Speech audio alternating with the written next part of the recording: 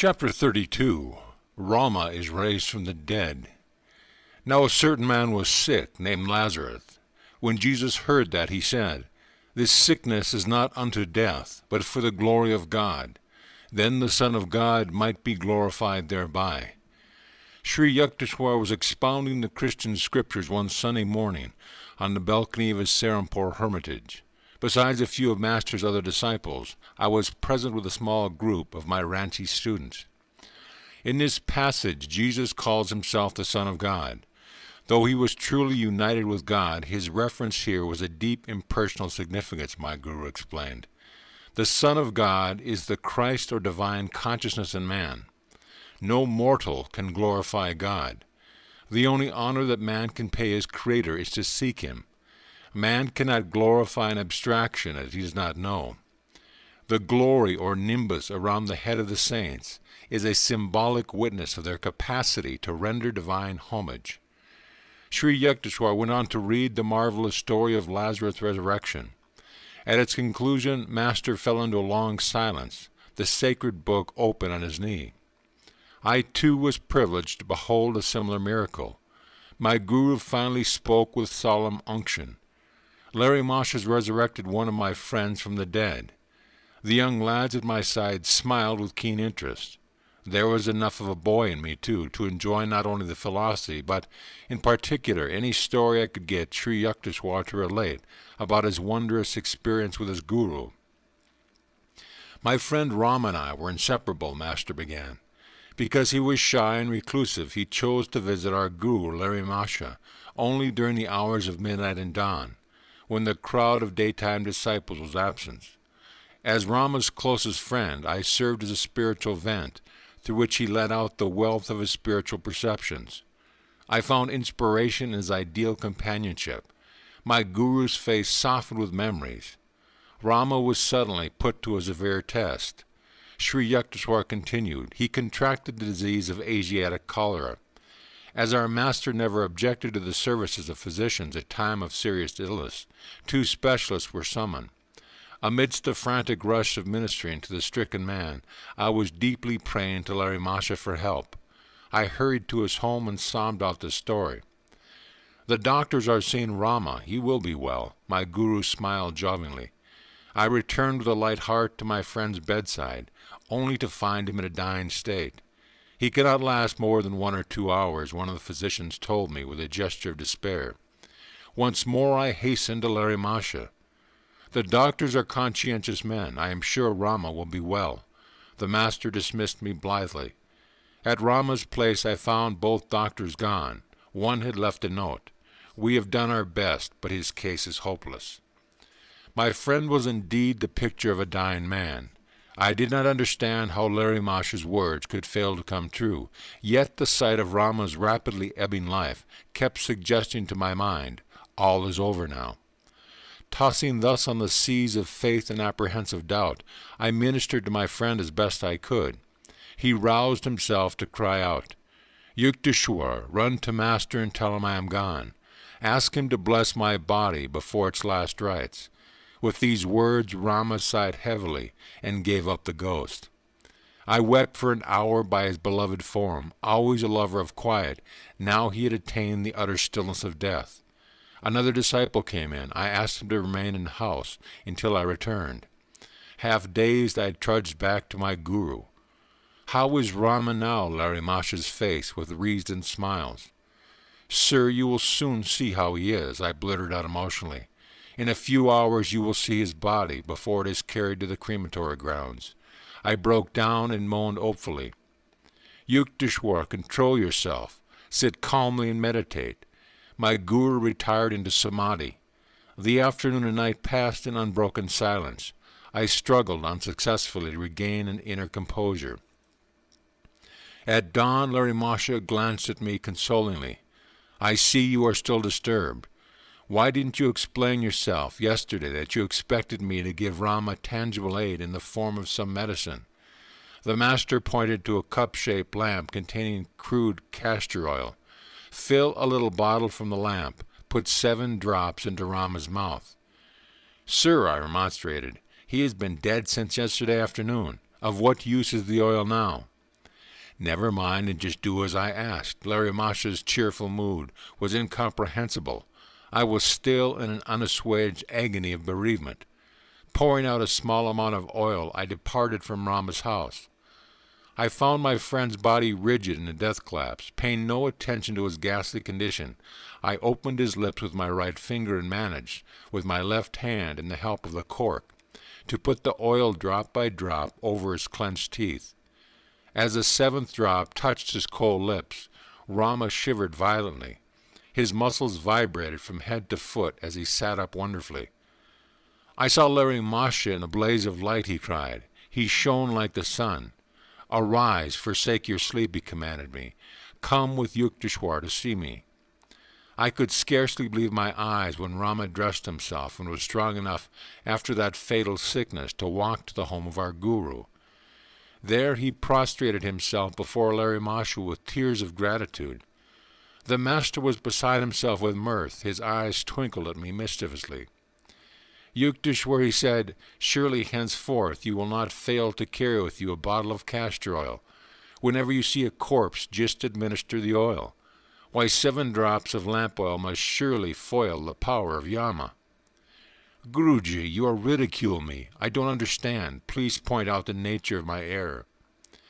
'I told you twice that Rama would be well, yet you could not fully believe me,' Larry Masha explained. 'I did not mean that doctors would be able to cure him. I remarked only that they were in attendance. There was no causal connection between my two statements. I didn't want to interfere with the physicians. They have to live too.' In a voice resounding with joy, my guru added, 'Always know that the inexhaustible Paramahansa can heal anyone, doctor or no doctor.' 'I see my mistake,' I acknowledged remorsefully. 'I now know that your simple word is binding on the whole cosmos.' As Sri Yukteswar finished the awesome story, one of the spellbound listeners ventured a question that, from a child, was doubly understandable. 'Sir,' he said, 'why did your guru use castor oil?' 'Child, giving the oil had no meaning, except that I expected something material, and Larry Masha chose the nearby oil as an objective symbol for awakening my greater faith. The master allowed Rama to die because I had partially doubted, but the divine guru knew that inasmuch as he had said the disciple would be well, the healing must take place, even though he had to cure Rama of death, a disease usually final. Sri Yukteswar dismissed the little group and motioned me to a blanket seat at his feet. 'Yogananda,' he said with unusual gravity, 'you have been surrounded from birth by the direct disciples of Larry Masha. The great master lived his sublime life in partial seclusion, and steadfastly refused to permit his followers to build any organization around his teaching. He made, nevertheless, a significant prediction. About 50 years after my passing, he said, my life will be written because of a deep interest in yoga which the West will manifest. The yogic message will encircle the globe, and aid in establishing that brotherhood of man which results from direct perception of the one Father. My son Yogananda,' Sri Yukteswar went on, 'you must do your part in spreading that message and in writing that sacred life.' 50 years later, after Larry Masha's passing in 1895, culminated in 1945, the year of completion of this present book, I cannot but be struck by the coincidence of that year 1945 has also ushered in a new age, the era of revolutionary atomic energies. All thoughtful minds turn as never before to the urgent problems of peace and brotherhood, lest the continued use of physical force banish all men along with the problems. Though the human race and its works disappeared tracelessly by time or bomb, the sun does not falter in its course. The stars keep their invariable vigil. Cosmic law cannot be stayed or changed, and man would do well to put himself in harmony with it. If the cosmos is against might, if the sun wars not with the planets, but retires at due time to give the stars their little sway, what avails our mailed fist? Shall any peace indeed come out of it? Not cruelty, but goodwill arms the universal sinews. A humanity at peace will know the endless fruits of victory. Sweeter to the taste than any nurtured in the soil of blood. The effective League of Nations will be a natural, nameless league of human hearts. The broad sympathies and discerning insight needed for the healing of earthly woes cannot flow from a mere intellectual consideration of man's diversity, but from knowledge of man's soul unity, his kinship with God.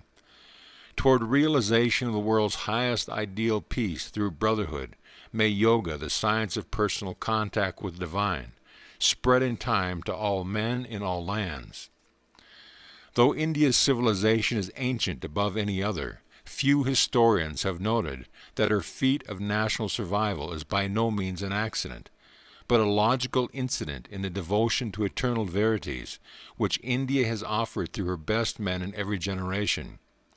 By sheer continuity of being, by intransitivity before the ages, can dust scholars truly tell us how many. India has given the worthiest answer of any people to the challenge of time. The biblical story of Abraham's plea to the Lord that the city of Sodom be spared if 10 righteous men can be found therein, and the divine reply, I will not destroy it for 10's sake, gains new meaning in the light of India's escape from the oblivion of Babylon, Egypt and other mighty nations who were once her contemporaries. The Lord's answer clearly shows that a land lives, not by its material achievements, but in its masterpieces of man. Let the divine words be heard again in this 20th century, twice dyed in blood are half over. No nation that can produce 10 men, great in the eyes of the imbribable judge, shall know extinction. Heeding such persuasion, India has proved herself not witless against the thousands cunning of time. Self-realized masters in every century have hallowed her soil. Modern Christ-like sages like Larry Masha and his disciple Sri Yukteswar raise up to proclaim that the science of yoga is more vital than any material advances to man's happiness and to a nation's longevity. Very scanty information about the life of Larry Masha and his universal doctrine has ever appeared in print. For 3 decades in India, America, and Europe, I have found a deep and sincere interest in his message of liberating yoga, a written account of the Master's life, even as he foretold is now needed in the West, where lives of the great modern yogis are little known. Nothing but 1 or 2 small pamphlets in English has been written on the Guru's life. One biography in Bengali, Sri Sri Swami Charan Lahari Masha, appeared in 1941. It was written by my disciple, Swami Satyananda, who for many years has been the Acharya, spiritual preceptor, of our Vidyala in Ranchi. I have translated a few passages from his book and have incorporated them into this section devoted to Larry Masha. It was into a pious Brahmin family of ancient lineage that Larry Masha was born September 30th, 1828. His birthplace was the village of Gurney in the Nadia district near Krishnagir, Bengal.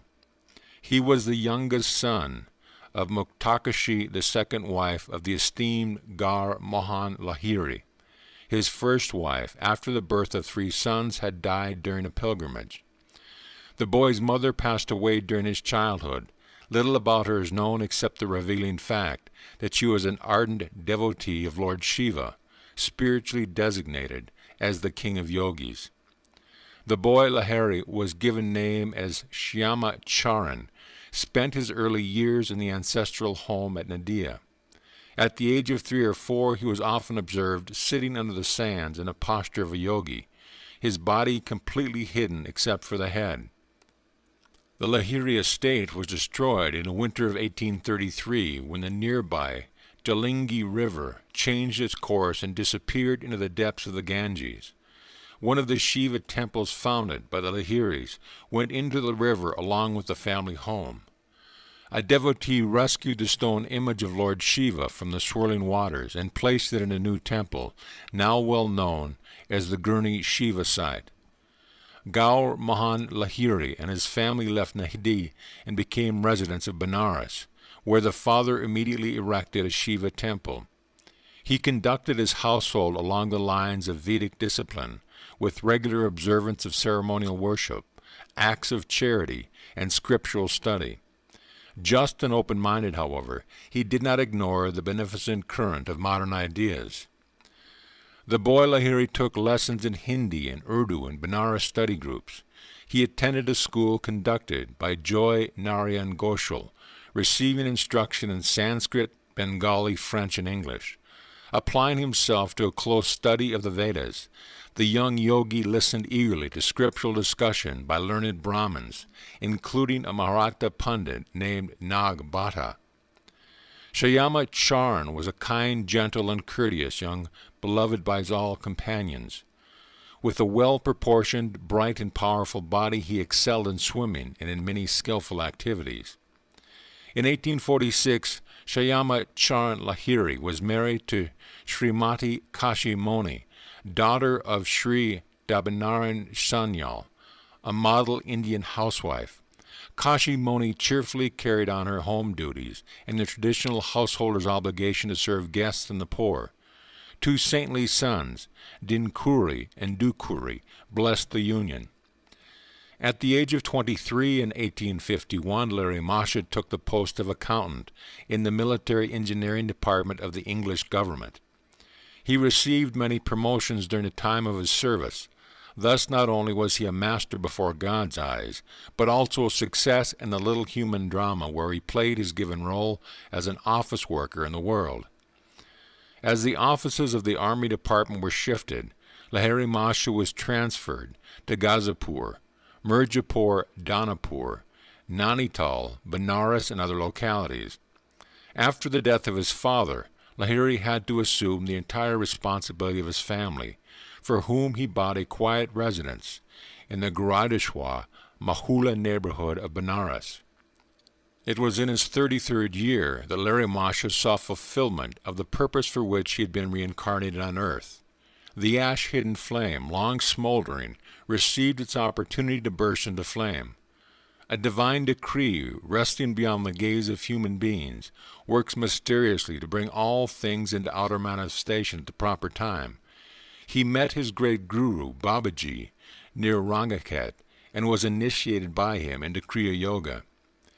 This auspicious event did not happen to him alone. It was a fortunate moment for all the human race, many of whom were later privileged to receive the soul-awakening gift of Kriya. The lost or long vanished highest art of yoga was again being brought to light. Many spiritually thirsty men and women eventually found their way to the cool waters of Kriya Yoga.